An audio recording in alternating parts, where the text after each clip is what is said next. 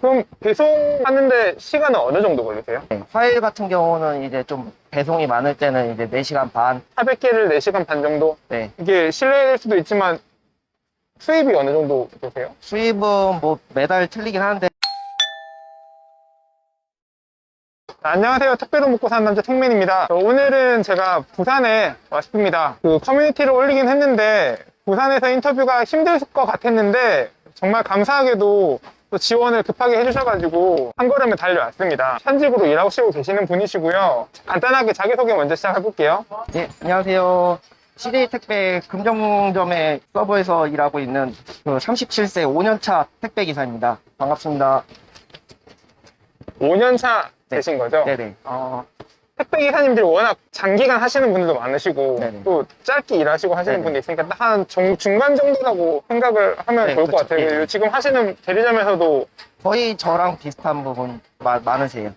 네. 거의 대부분 한 5년 차. 네네네. 5년, 6년, 7년 이런 식으로. 그럼 나이도 다 비슷하신가요? 연령대는 이제 제일 막내는 이제 29이고 50대 분들도 계시고. 나이가 좀 있으신 상태에서 들어왔는데 적응을 잘 하셨나 봐요?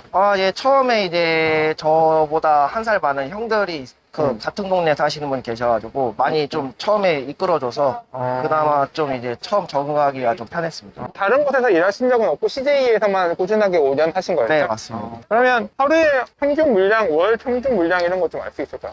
저 같은 경우는 배송만 해서 7,000개 정도 왔다 갔다 하고, 부산 대학교 근처 이제 하다 보니까 학생들이 방학 기간에는 조금 이제 물량이 줄어들고, 계약하면 이제 물량이 확 뭐 늘어버린 그런. 부산대 기숙사는 아니시고 기숙사는 아닙니다. 그럼 그 근처에 이제 네네네. 원룸촌을 하시는 네네, 거죠? 맞습니다. 그러면은 학기 초에 이럴 때는 막 네. 큰 짐 엄청 오겠네요? 예, 맞습니다.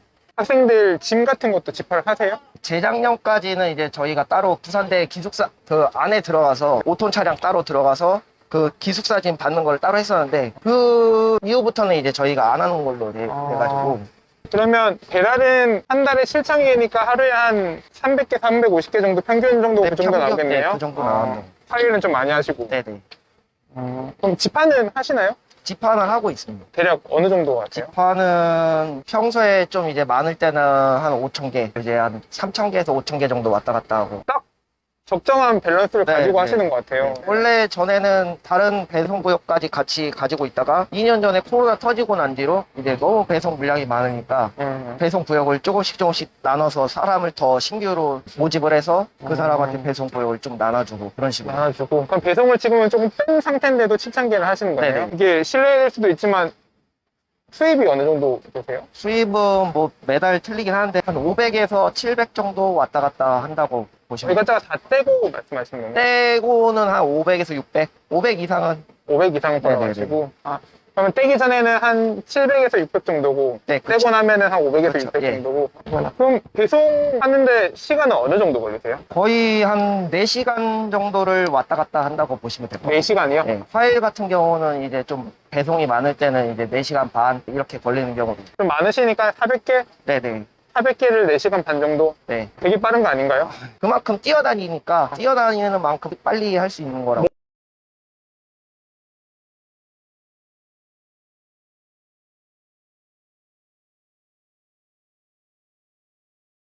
몸을 많이 움직이셔야 되는 네네. 구역이신가 봐요. 네네. 아파트는 없으시고. 한동 하나 대부분이 그러면 다세대라는 말씀이신데 되게 힘들지 않으세요?